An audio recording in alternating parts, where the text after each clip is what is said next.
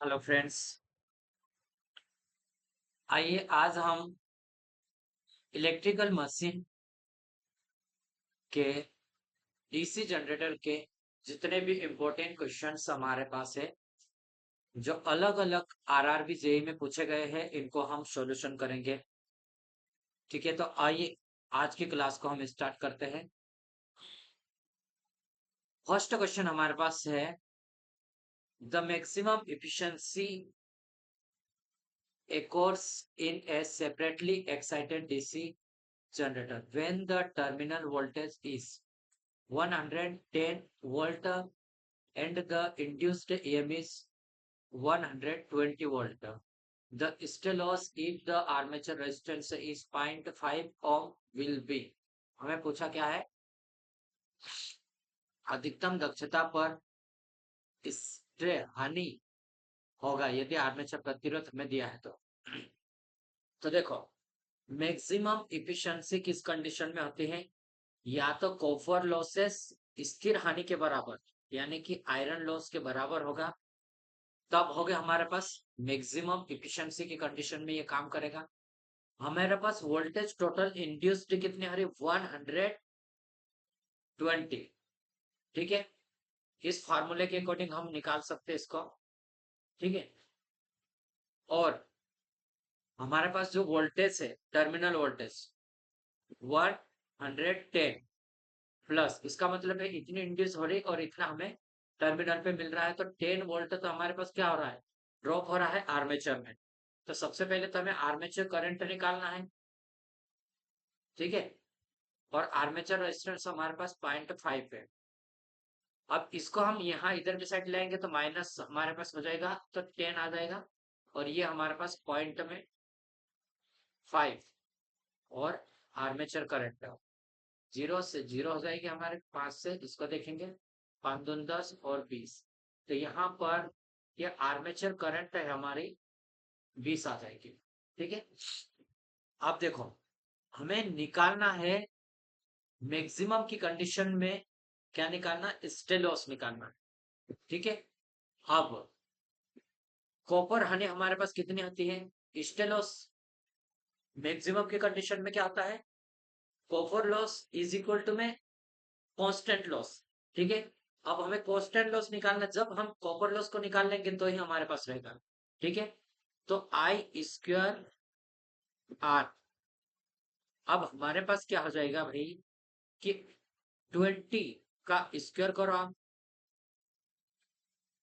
ठीक है, और जो हमारे पास रेजिस्टेंस है कितना है, 0.5 को हम लिख सकते हैं 1/2, इसका स्क्वायर करेंगे तो 400 हो जाएगा 1/2, तो इसको आप काट दीजिए, तो 200 वाट हमारे पास आ जाएगा। कितना आ रहा, 200 वाट हमारे पास ये आ जाएगा। ठीक है, तो अधिकतम दक्षता पर सेपरेटली एक्साइटेड डीसी मोटर में रिश्ते हानि कितने हो, तो ये सबसे पहले तो आप कंफ्यूजन ना हो कि भाई इस कांस्टेंट लॉस को पूछा है, लेकिन मैक्सिमम एफिशिएंसी की कंडीशन में आयरन लॉस को हम निकालेंगे, वो हमारे पास क्या आ जाएगा, ये सॉरी कॉपर लॉस को निकालेंगे तो वो आयरन लॉस के बराबर हो जाएगा। ठीक है, अगला भी हमारे पास है, न्यूमेरिकली है। इसके पास देखो, 110 वोल्ट है डीसी मशीन, आर्मेचर प्रतिरोध हमारे पास है 2 ओम, यदि पूर्ण लोड धारा हमारे पास ये है 15, तो मशीन मोटर के रूप में और जनरेटर के रूप में चल रही, तो प्रेरित वोल्टेज इंड्यूस्ड वोल्टेज में क्या अंतर रहेगा। ठीक है, इसमें डिफरेंस हमें देखना है इसका। तो देखो, सबसे पहले क्या करेंगे हम, इसके केस में निकाल लेते हैं कितने हमारे पास सप्लाई वोल्टेज दे है, मोटर के केस में निकालेंगे तो सप्लाई वोल्टेज हम इसको मानते हैं। ठीक है, और हमारे पास रेजिस्टेंस ये है, तो दोनों को हम क्या करेंगे, इसका और इसका गुना कर लेंगे हम, क्या है 110 प्लस आर्मेचर में जो लॉसेस हो रही है वो आ जाएगा, तो हमारे पास जो जनरेटर का वोल्टेज आ जाएगा। ठीक है, तो 110 प्लस हो जाएगा हमारे पास करंट 15 है, और रेजिस्टेंस हमारे पास कितना है 2 है, तो 15 तो 30, तो यहाँ पर 110 प्लस 30 बराबर हमारे पास क्या होगा, ये 140, ये हमारे पास इंपॉर्टेंट क्या आ रहा है, 140 जनरेटिंग मोड में आ गया। अब देखो मोटरिंग मोड में क्या होता है भाई, इसमें हमारे पास जो बैक ईएमएफ रहता है, जो वोल्टेज रहेगा वो टर्मिनल वोल्टेज में हम क्या करेंगे, जो आ रही है उसमें से हम इसको घटा देंगे इसको। ठीक है, तो यहाँ पर कितने थे 110, और माइनस करेंगे हम 15 × 2, तो यहाँ पर भी हमारे पास 110 माइनस 30 हो जाएगा, तो यहाँ पर कितने आ जाएगा हमारे पास 80। 80 वोल्ट कहाँ पर आया है हमारे पास, मोटरिंग मोड की कंडीशन में।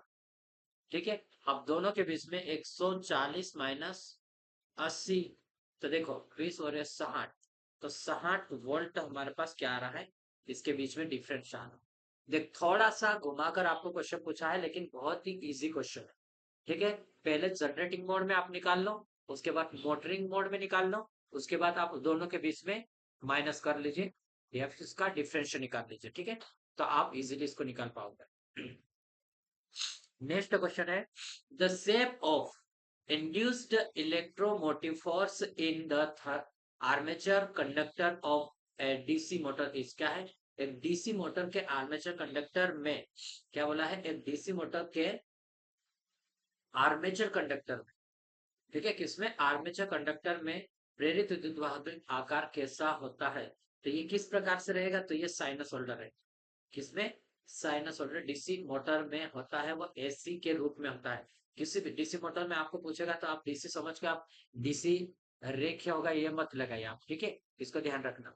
थ्योरी भी पढ़ेंगे, डीसी मोटर में आर्मेचर जो रहता है उसमें कंडक्टर में जो वोल्टेज इंड्यूस्ड होता है वो किस कैसा रहता है, साइनसोइडल चाहे वो का रहता है। ठीक है, और डीसी जनरेटर में धारा चुंबकीय फ्लक्स में क्या करेगा, आर्मेचर के घूर्णन से प्रेरित होती है। कैसे होती है, आर्मेचर से ये प्रेरित होती है, ये भी ध्यान रखना। और डीसी मोटर में एसी करंट क्या करेगा, कम्यूटेटर के घूर्णन द्वारा परिवर्तित की जाती है। किसके द्वारा, कम्यूटेटर के घूमने से परिवर्तित रहेगा ये। और जनरेटर में कम्यूटेटर आर्मेचर चालक से करंट के क्या करेगा, आर्मेचर से करंट को वो इकट्ठा करेगा और बाहर सप्लाई को देगा। और जनरेटर की केस में वो क्या करेगा, बाहर से करंट देगा और फिर वो कम्यूटेटर को सप्लाई देगा। कम्यूटेटर से कहाँ कनेक्शन रहेगा, आर्मेचर से कनेक्शन रहेगा, तो वो आर्मेचर को सप्लाई देगा बाहरी ओर से। तो ये दोनों रूप में काम करेगा। जब हमारे पास मोटर के केस में काम कर रहा है तो वो किस तरह से कार्य करेगा कि वो बाहर से सप्लाई लेगा, और जब जनरेटर के रूप में काम करेगा तो वो आर्मेचर से करंट को कलेक्ट करेगा और बाहर टर्मिनल को देगा ये। ठीक है, तो इसको ध्यान रखना। नेक्स्ट क्वेश्चन है, when A DC series motor is started with an open field winding connected the motor would be, क्या बोल रहा है, एक फील्ड वाइंडिंग कनेक्शन के साथ डीसी सीरीज मोटर शुरू की जाती है तो क्या होगा, ओपन फील्ड वाइंडिंग के साथ में बोल रहा है, तो मोटर क्या होगा भाई, तो यहाँ पर हम देखेंगे इसको। देखो यहाँ पर देखते हैं,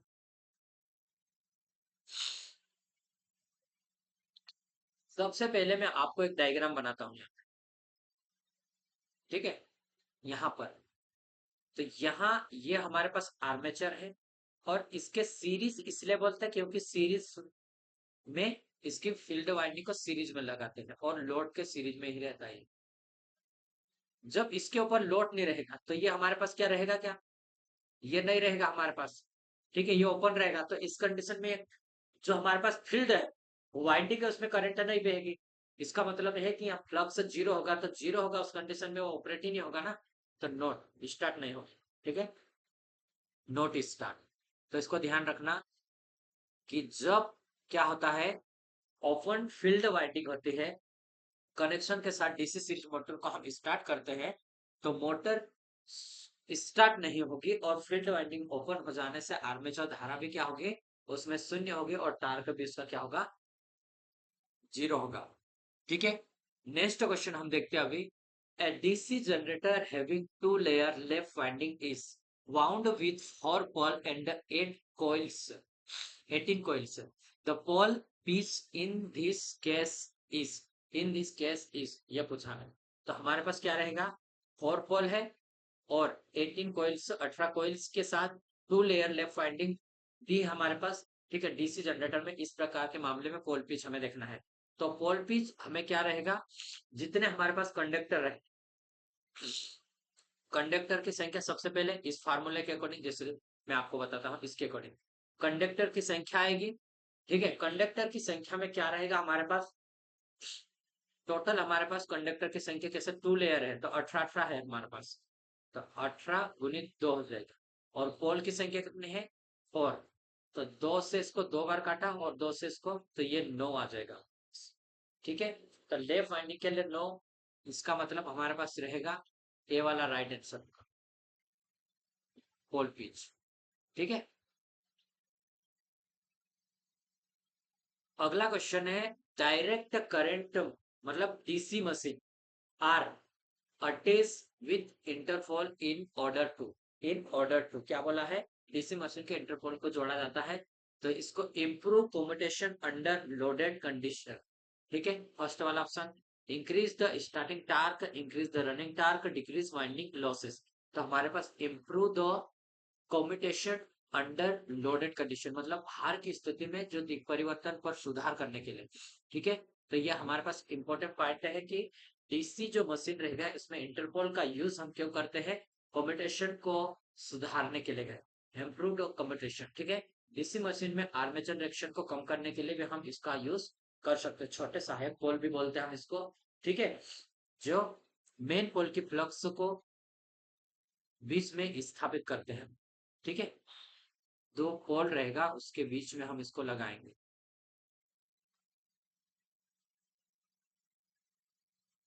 अब देखो यहाँ पे क्वेश्चन और देख लेते, इधर भी क्वेश्चन दिया है। इस क्वेश्चन को देखेंगे, देखो the winding of Interpol is connected with the armature. क्या बोला, आर्मेचर की वाइंडिंग, क्या बोला, इंटरपोल की वाइंडिंग आर्मेचर के साथ जुड़ी जाती है। तो कैसे जुड़ी जाती है मैं आपको बता दूं कि सीरीज में जोड़ा जाता है इसको। ठीक है, कैसा, सीरीज में कनेक्शन किया जाता है। इंटरपोल की वाइंडिंग आर्मेचर की श्रेणी में जोड़ा जाता है। ये है हमारा पास किसका, आर्मेचर, ये मोटर का एक डायग्राम दिया है लेकिन प्रॉपरली दिख नहीं रहा होगा। ठीक है, अब देखो ये हमारे पास योग रहता है, इस प्रकार से ये योग रहता है पूरा के पूरा चारों ओर ऐसा योग फ्रेम जो कि पूरा के पूरा सपोर्ट करेगा इसको। ठीक है, इसको ध्यान रखना। और यहाँ पर एक ये पोल है और इस पोलो को क्या करते हैं हम, इस तरह से इसको यूज करें, इस तरह से थोड़ा सा मैं इसका यहाँ पर वाइंडिंग लगाएंगे। ठीक है, यहाँ पर वाइंडिंग रहेगा और ये एक ये पोल है, ये वाला। ठीक है, यहाँ पर ये वाइंडिंग इस तरह से यहाँ पे लगाएंगे और यहाँ पे इंटरपोल लगा देंगे। ठीक है, ये कम्यूटेटर हो जाएगा, ये कम्यूटेटर होगा, ये सॉफ्ट होगा हमारा। ठीक है, इस प्रकार से पूरा आप थोड़ा सा देख पा रहे होंगे इसको। तो देखो इसकी थ्योरी को भी हम साथ में पढ़ लेते, डीसी जनरेटर रहता है उसमें कम्यूटेशन के कारण क्या होता है, कम्यूटेशन के कारण कम्यूटेटर और जो ब्रश रहते हैं उसके बीच में क्या होगा, स्पार्किंग उत्पन्न होता है। अब स्पार्किंग क्या करेगा, फील्ड पोल के बीच में स्थापित हो जाएगा, तो छोटे पोल को क्या करेगा, हम इंटरपोल कहते हैं। जब स्पार्किंग को हम खत्म करने के लिए और कम्यूटेशन को सही करने के लिए जो यूज कर रहे हैं उसको इंटरपोल बोल रहे हैं हम। ठीक है, वहां क्यों यूज कर रहे हैं इंटरपोल का, इसका एक ही मेन रीजन है कि हम इसलिए कर रहे हैं कि कम्यूटेशन को सही करने के लिए। ठीक है, और ये पोल क्या होता है, armature winding and series winding के श्रेणी क्रम में कनेक्ट होते हैं। किस तरह से, सीरीज फील्ड वाइंडिंग के श्रेणी क्रम में ये कनेक्शन किया जाता है इसका। ठीक है, एक्सिलरी पोल, कम्यूटेशन पोल, एक्स्ट्रा पोल या फिर स्मॉल पोल आदि के नाम से इसको हम जानते हैं। बहुत इंपॉर्टेंट है ये कि इसको किस नाम से जानते हैं आप, इसको ध्यान देना बहुत इंपॉर्टेंट है। एक्सिलरी पोल भी बोल सकते हैं हम इसको, कम्यूटेशन पोल भी बोल सकते हैं। ठीक है, और एक्स्ट्रा पोल भी हम बोलेंगे इसको और स्मॉल पोल भी बोलेंगे।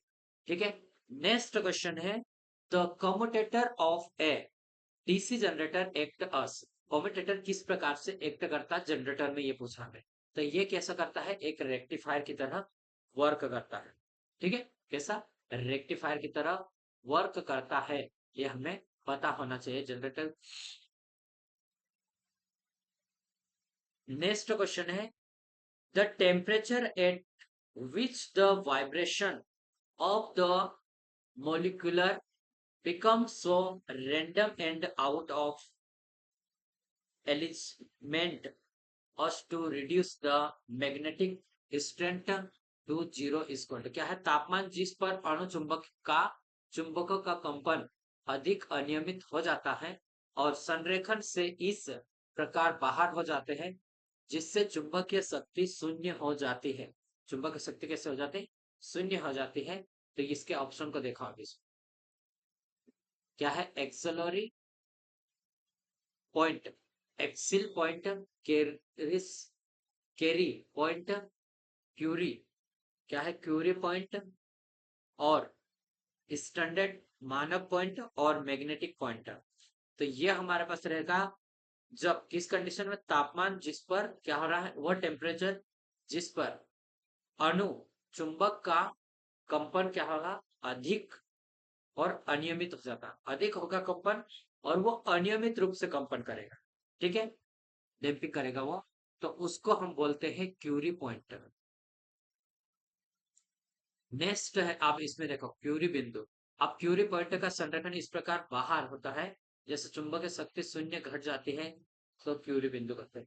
अब इसमें क्यूरी पॉइंट का अगर एफी का हमें पूछा है तो यहाँ पर होगा 1034 केल्विन में। इतना टेम्परेचर बढ़ाएंगे तो ये क्यूरी पॉइंट में आ जाएगा, ठीक है। और कॉपर की बात करेंगे हम CO की तो ये 1400 क्यूरी पॉइंट। NI ये 627 और एलनिको की बात करेंगे हम तो यहाँ पर हो जाएगा हमारे पास एलनिको कैसा होगा, एलनिको यहाँ पर देखो एलनिको की हमारे पास 973 टू 1133, ठीक है। नेक्स्ट क्वेश्चन हमारे पास cylindrical pole type rotor are generally used with prime mover of बेलनाकार ध्रुव प्रकार के रोटर सिलेंड्रिकल पोल है रोटर का, ठीक है, का उपयोग सामान्य किस प्राइम मूवर में हम इसका यूज करते हैं तो ये सिलेंड्रिकल का यूज है हाई स्पीड के लिए करते हैं, ठीक है। तो ये सी वाला राइट आंसर होगा। और सेलेंट पोल लो स्पीड के लिए करते हैं। इस प्रकार का ये पोल आता है, देख सकते हैं आप डायग्राम में भी, ठीक है। बेलनाकार ध्रुव प्रकार के रोटर का उपयोग सामान्य उच्च गति के प्राइम मूवर के साथ किया जाता है। ये दो स्लिप रिंग लगी हमारे पास, ठीक है, इसको बोलते हैं स्लिप रिंग, ये सॉफ्ट हो गया और इसके ऊपर ये वाइंडिंग की जाती है, ठीक है। स्मूथ सिलेंड्रिकल रोटर है और इसके ऊपर डीसी सप्लाई हम देंगे प्लस और माइनस, ठीक है, ये कार्बन ब्रश के द्वारा। अब इसको देखो इस रोटर के बॉल कैसे रहते हैं, चिकने और बेलनाकार होते हैं, मतलब पूरा एक बेलन के समान रहता है, ठीक है। इसकी स्पीड कैसी रहती है 1500 से लेकर 3000 आरपीएम तक होती है, ठीक है। और पोल की संख्या अगर हम बात करेंगे तो दो मिनिमम में 2 पोल यूज करेंगे और अधिकतर ज्यादा से ज्यादा हम 4 पोल इसमें यूज करते हैं। इसका व्यास कितना रहता है 0.5 टू 1.5 मीटर का रहता है, ठीक है, व्यास कम रहता है इसका और लंबाई अधिक रहेगी इसकी, अक्ष लंबाई रहती है वो अधिक रहती है 3 से लेकर 6 मीटर तक होती है। इसका स्टीम टरबाइन में और गैस टरबाइन में इसका यूज करते हैं, रनिंग भी कम होती है इसकी, मतलब जैसा ऑपरेट होगा ना उसकी वाइब्रेशन भी कैसे होगी इसमें कम होगी, ठीक है। तो इसको ध्यान रखना कि वाइब्रेशन भी इसका कम होगा। The thickness of armature lamination in a DC machine is about, तो थिकनेस कितनी रहती है हमें पूछा है तो भाई थिकनेस होती है 0.4 mm टू कितने हो गए 0.5 mm होती है, ठीक है। तो इसको ध्यान रखना, डी वाला राइट आंसर हो जाए इसका, ठीक है। डीसी मशीन में जो आर्मेचर को लेमिनेटेड करते हैं, लेमिनेटेड करने का एक उद्देश्य है, क्यों करते हैं, एडी करंट लॉस को कम करना है। इस कारण से हम क्या करते हैं पतली पतली पर एक सीट बनाते हैं, उसके बीच में हम माइका का एक इंसुलेशन यूज करेंगे और उसको दोनों को क्या करेंगे सेपरेट इंसुलेटेड कर देंगे, तो एक चिप रहेगी उसमें जो एडी करंट बहेगा वो दूसरे में नहीं जाए, ठीक है, इस कारण से करते हैं। और सिलिकॉन का यूज क्यों करते हैं इसको भी आपको पूछेगा। अगर मैं आपको एक एक्स्ट्रा में पॉइंट बताऊंगा तो सिलिकॉन का यूज इसलिए करते हैं कि हम उसमें क्या करेंगे कि हिस्टेरिसिस लॉस को कम करना रहता है तो सिलिकॉन का यूज करता है। ठीक है, नेक्स्ट क्वेश्चन हमारे पास है, in a DC machine commutator perform which of the following function. क्या है, डीसी मशीन में कम्यूटेटर निम्नलिखित में से कौन सा कार्य करता है। तो ये क्या करता है, डीसी मशीन में मशीन की बात कर रहा है तो दोनों कंडीशन में देखो, जब जनरेटर रहेगा तो वो क्या करेगा, एसी को डीसी में कन्वर्ट करके देगा। मोटर की कंडीशन में क्या रहेगा, डीसी को एसी में कन्वर्ट कर रहा है। तो birth conversion of AC into DC and vice क्या रहेगा, परिवर्तन करता है इसके विपरीत क्रम में। तो ये डी वाला राइट आंसर रहेगा हमारे पास। ठीक है, नेक्स्ट क्वेश्चन है हमारे पास, the EMF of generator dependent on. जो ईएमएफ रहता है जनरेटर का वो किसके ऊपर डिपेंड करता है, तो देखो ई बराबर होता है हमारे पास जनरेटर का ईएमएफ जेड पी फाइव और एन, और यहाँ पी और एम का। तो देखो नंबर ऑफ पोल के ऊपर डिपेंड करेगा। ठीक है, नंबर ऑफ पैरेलल पाथ, ये पाथ है, इसके ऊपर भी करेगा। फ्लक्स पर पोल भी करेगा, इसका मतलब सभी। राइट आंसर हमारे पास डी वाला आ जाएगा। ठीक है,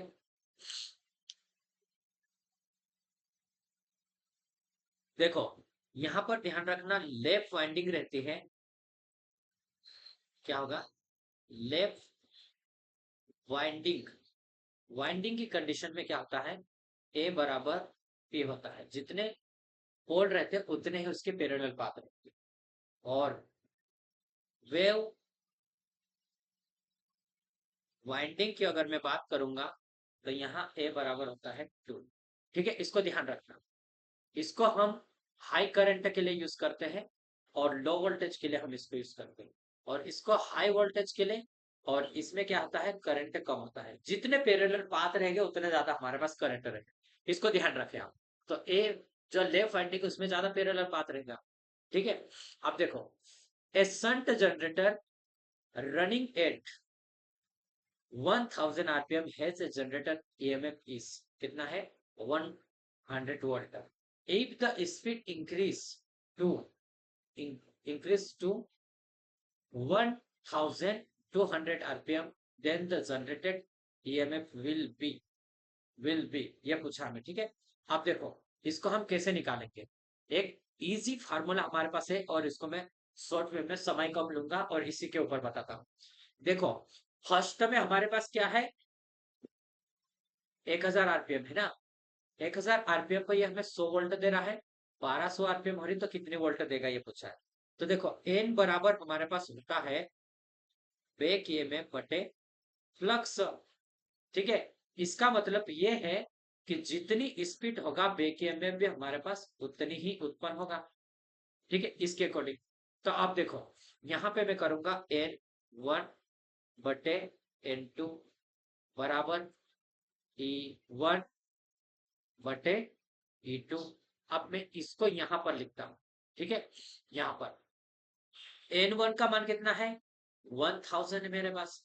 ठीक है, और वोल्टेज कितनी वो N2 का मान कितना है, 1200 इज इक्वल टू में N1 कितना आ जाएगा, E1 कितना है, 100 आ रहा है, और E2 का मान हमें निकालना है। तो इसको इधर ले जाओ, 2 जीरो से पहले 2 जीरो काट लेता हूँ।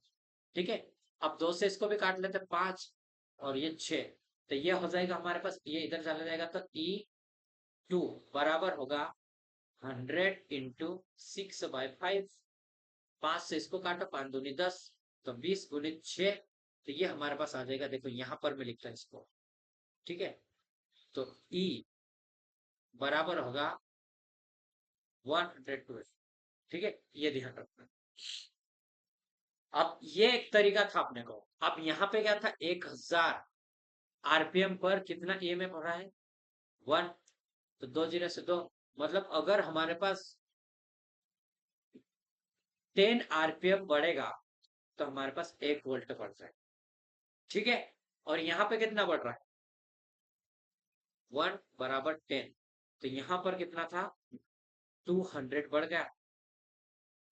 ठीक है, तो यहाँ पर कितना आएगा हमारे पास, इसको 10 से डिवाइड कर लो तो यह 20 वोल्ट हमारे पास बढ़ जाएगा भाई। बहुत इजी है, बट आप अलग अलग एक कॉन्सेप्ट को यूज कर सकते हैं इसके साथ। ठीक है, तो आप क्या है इसके क्वेश्चन को इजीली बना पाओ। नेक्स्ट क्वेश्चन देखो, if a machine has a P pole, its armature rotate n times per minute, क्या है revolution per minute, the what will be the frequency of electromotive force induced in the armature winding of the machine। क्या बोला हमें, देखो n बराबर होता है हमारे पास 120 f बटे p।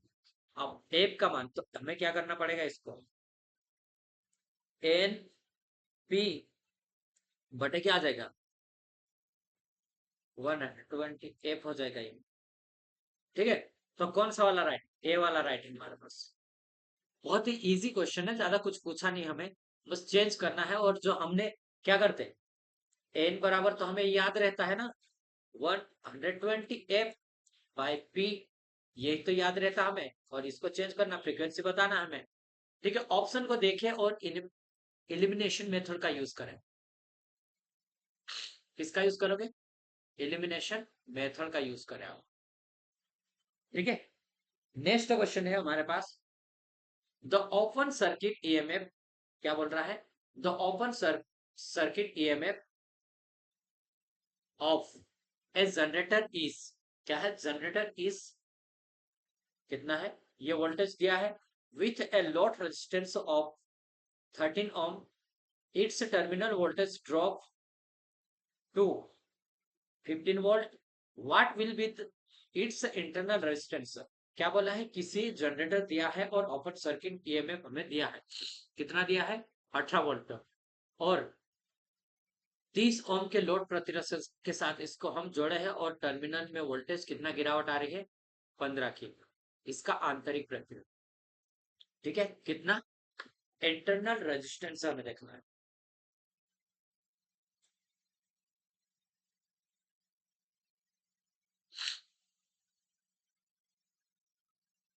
अब देखो इंटरनल रेजिस्टेंस को देखने के लिए हम क्या करेंगे, ये देखो ये हमारे पास हमें वोल्टेज दिया है, ये रेजिस्टेंस इतना है और ईएमएफ हमारे पास इतना है। ठीक है, सबसे पहले हमें करंट निकालना है, तो करंट क्या करेंगे हम, कैसे निकालेंगे, वोल्टेज तो हमारे पास यहाँ पर कितने हैं 18, कितने हैं 18। अब यहां से करंट हम निकालेंगे और यहाँ पे रेजिस्टेंस 30 है और यहाँ पे 15 वोल्ट आ रहा है। तो देखो 18 माइनस 15 कर लो तो दोनों के बीच में डिफरेंस आ जाएगा यहाँ पे, और इसका रेजिस्टेंस हमें निकालना।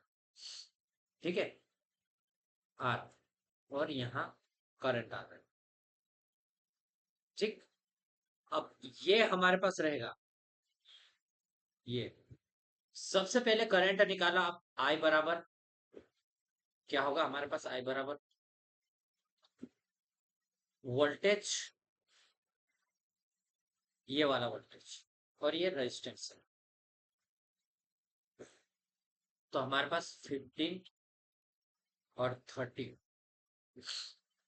इसको 15 से 1/2 यानी कि 0.5 एम्पियर हमारे पास आएगा एम्पियर में। ठीक है, इतनी करंट आ गई, अब रेजिस्टेंस से निकालना है हमें। रेजिस्टेंस से तो आप इजीली निकाल सकते हैं ना भाई, जैसे मैं आपको बताता ही। ठीक है, तो देखो 18 माइनस 15 मैंने करा, और हमारे पास कितने आ रही करंट, 1/2 आ रही। अब इसको माइनस कर लेना पहले, तो क्या है 3, इसको उल्टा करेंगे तो हमारे पास 2 आ जाएगा, तो 2 3 6। ठीक है, तो इंटरनल रेजिस्टेंस हमारे पास कितना आ जाएगा, आर स्मॉल बराबर 6 ओम आ जाएगा। क्या आएगा 6 ओम आएगा, जो कि राइट आंसर हमारे पास कौन सा होगा, ए वाला राइट आंसर। ठीक है, इसका राइट आंसर ये वाला। अगला क्वेश्चन देखते हैं। The function of commutator in a DC generator is, क्या है डीसी जनरेटर में कम्यूटेटर का क्या फंक्शन, जनरेटर की बात कर रहा है तो वो जनरेटर में क्या करता है, एसी को डीसी में कन्वर्ट करता है, तो ए वाला राइट आंसर होना चाहिए। ठीक है, क्या कर रहा है, एसी को डीसी में कन्वर्ट कर रहा है, ये वाला राइट आंसर है। ठीक है, और डीसी मोटर के केस में क्या करता है, डीसी को एसी में कन्वर्ट करता है। नेक्स्ट क्वेश्चन है हमारे पास, तो yoke in a large DC machine is made of, जो बड़ी डीसी मशीन रहती है उसका योग, ठीक है, किसका बना रहता है ये पूछा, तो ये बना रहता है कास्ट स्टील का। ठीक है, कास्ट आयरन का, छोटी के लिए बना है। ठीक है, कास्ट आयरन छोटी मशीन के लिए यूज करें, और फैब्रिकेटेड स्टील का यूज बड़ी डीसी मशीन में हम करते हैं। अब इसमें देखो, अगर हम कोई मशीन को बनाएंगे तो उसमें कुछ, जैसे पोल है और पोल शू है, तो वो कास्ट स्टील का बनाया जाता है। और ये बड़ी मशीन में क्या करते हैं, इसके योग को बनाते हैं कास्ट स्टील। आर्मेचर कोर किसका बनाया जाता है, लेमिनेशन सिलिकॉन स्टील का बनाया जाता है, दोनों का मिक्सर रहेगा। ठीक है, अब कम्यूटेटर रहता हार्ड कॉपर का बनाया जाता है, और ब्रश कार्बन का बनाया जाता है या कॉपर का बनाया जाता है। ठीक है, ब्रश सामान्य बड़ी मशीन में ग्रेफाइट का यूज करते हैं ब्रश बनाने के लिए, ये भी ध्यान रखना। ठीक है, नेक्स्ट क्वेश्चन हमारे पास क्या है, देखो, the effect of unequal EMF in the parallel paths of lamp wound armature winding of a DC machine may be neutralized using, क्या है, डीसी मशीन के लेफ्ट वाउंड आर्मेचर वाइंडिंग, क्या है, डीसी मशीन के लेफ्ट वाउंड आर्मेचर वाइंडिंग समांतर path parallel path में असमान EMF का प्रभाव को खालिस्तान का प्रयोग करके उदासीन किया जा सकता है। यहाँ डीसी मशीन में लेफ्ट फाउंडर रहता है, लेफ्ट फाउंडर आर्मेचर वाइंडिंग में जो पैरेलल पाथ में असमान ईएमएफ के प्रभाव को कैसे कम करते हैं, तो इसको हम करेंगे इक्वलाइजिंग कनेक्शन के द्वारा। इक्वलाइजिंग कनेक्शन का यूज करेंगे हम, और इसको हम करेंगे। ठीक है, क्या आता है, डीसी मशीन के जो लेफ्ट फाउंडर, उसमें आर्मेचर वाइंडिंग में जो पैरेलल पाथ रहते हैं उसमें क्या रहता है, असमान ईएमएफ रहता है। ठीक है, असमान ईएमएफ रहता है अलग अलग में। ठीक है, पैरेलल में क्या होना चाहिए, समान वोल्टेज होना चाहिए, लेकिन वो क्या असमान है। तो इसको क्या करते हैं, इक्वलाइजिंग लाइजर जोड़, इक्वलाइजर कनेक्शन का यूज करेंगे हम, और न्यूट्रलाइज करेंगे। कैसा करेंगे, इक्वलाइजर कनेक्शन करके हम उसको न्यूट्रलाइज करेंगे। इक्वलाइजर कनेक्शन का यूज हम लेफ्ट वाइंडिंग में आर्मेचर में करते हैं, और ब्रश पर असमान करंट डिस्ट्रीब्यूट को अवॉइड करता है। कैसा, असमान जो करंट बहता उसको भी क्या करता, अवॉइड करेगा, यानी कि रोकेगा उसको। कम्यूटेटर तथा ब्रश पर स्पार्किंग को भी रिड्यूस करेगा इक्वलाइजिंग कनेक्शन। ठीक है, नेक्स्ट क्वेश्चन हमारे पास है, in a DC generator the characteristic which gives the variation of armature generated EMF with field current for zero armature current and constant speed is called dash characteristic। क्या बोला है, DC generator में सामान्य armature current और क्या है, constant speed है, और फील्ड करंट आयत के साथ आर्मेचर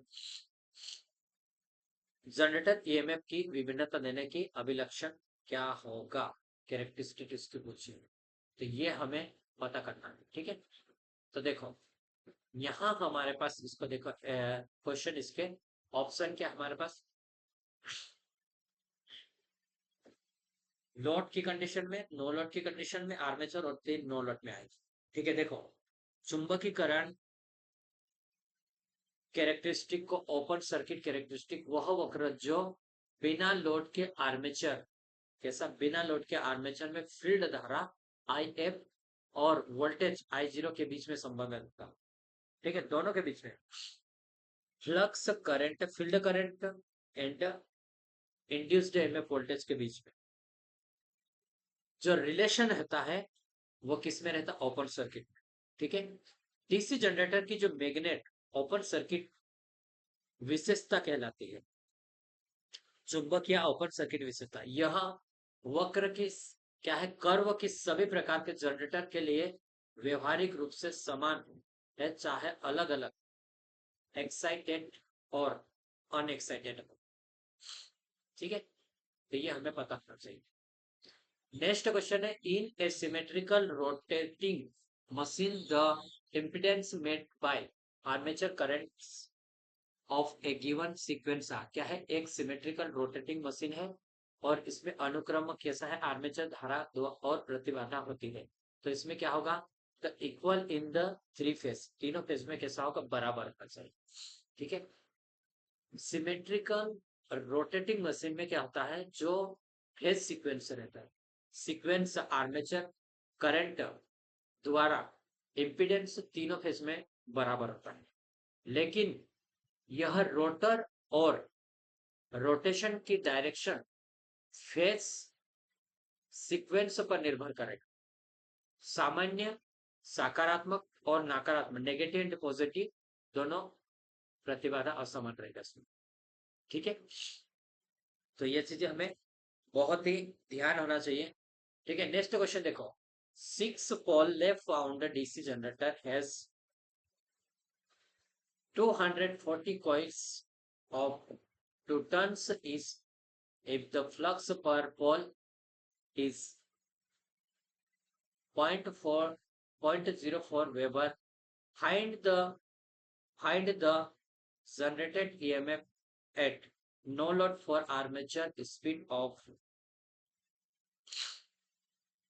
1200 RPM। क्या है, 6 पल्ले फाउंड डीसी जनरेटर में, और इसमें फेरर की संख्या टर्न से इतनी है, और वाइंडिंग, यदि फ्लक्स ये हमारे पास और आरपीएम इतने पर चल रही, तो आर्मेचर गति के लिए बिना किसी लोड में उत्पन्न ईएमएफ देगा। ठीक है। तो ये एक ही फार्मूला का हमें यूज करना है इसको, बहुत ही इजी है। ठीक है। जेट पहले तो हमारे पास 240, तो हमारे पास ये कंडक्टर है। ठीक है। लेकिन टू टू टू करेंगे हम इसको। ठीक है। टू फेरो वाले। ठीक है। इसको देखो, यहाँ पे देखो, ये वाला, ये फ्लक्स का मान रखा हमने, जो कि ये दिया था पॉइंट, और जेट का मान 960, और एन 1200 आरपीएम पे और 6 पोल पे चल रहा था। अब लेफ्ट बाउंड बोल रहा ए बराबर पी होगा। ठीक है। 60 बटे ये हमारे पास एक, तो 6 से 6 तो पहले कट जाएगा ये। ठीक है। ये कट गया। अब हम बात करेंगे 0 से 0, और इसको यहाँ हटाएंगे तो 2 0 आ जाएगा। 2 0, इसको भी यहाँ कट कर दो। 6 से 6 दूनी 12, 4 दूनी 8, 96 इंटू 8 कर, तो ये हमारे पास आंसर आएगा 768। ठीक है। Which of the following is not a characteristic of silent pole synchronous generator? क्या है, निम्नलिखित में से कौन सा समध्रुव तुल्यकालिक जनरेटर की विशेषता नहीं है? साइलेंट पोल। तो व्यास तो इसका कैसा रहेगा, व्यास तो इसका बड़ा रहता है, स्पीड लो होती है, और छोटी कोर लंबाई भी रहती है। तो ये हमारे पास ए वाला गलत है। ठीक है। डायमेंशन छोटा नहीं, बड़ा होता है। और इसको 1500 से 3000 आरपीएम के लिए हम बेलनाकार रोटर का यूज करते हैं उच्च गति के लिए, और इसका हम कम के लिए यूज करते हैं। ठीक है। सेलेंट पोल का यूज, हाइड्रो टर्बाइन में हम इसका यूज करेंगे। नेक्स्ट क्वेश्चन है, the efficiency of DC shunt generator is maximum where. कब होगा, magnetic loss is equal to mechanical loss. No, armature circuit, armature circuit loss is equal to sum of the no load rotational loss and field circuit loss. Field ohmic loss is equal to में constant loss, ohmic loss is equal to constant loss, इस type. तो B वाला right होगा। क्या होगा, B वाला right होगा। How is the efficiency of DC motor defined, DC motor की दक्षता कैसे डिफाइन की जाती है? तो देखो, यहाँ पे हमें फार्मूला अलग अलग दिया, ये। ठीक है। इसको हमें पहचानना। ठीक है। तो इसमें क्या होगा, इनपुट पावर, और इनपुट पावर तो नहीं, ये गलत हो गया। देखो, तो यहाँ होता है आउटपुट पावर बटे इनपुट पावर। तो ये कैसा है, इसमें आ रहा है बी में, तो बी वाला राइट हो जाएगा। ठीक है। नेक्स्ट है, the series field of a long shunt compound generator is excited by, क्या है, सीरीज फिल्टर लॉन्ग सर्किट में। तो ये आर्मेचर करंट के द्वारा कैसा होता है, एक्साइटेड होता है आर्मेचर करंट के द्वारा लॉन्ग सर्किट में। तो ये डायग्राम याद रखना आप। और शॉर्ट सर्किट में कैसा रहता है, उसमें अलग रहता है इसका।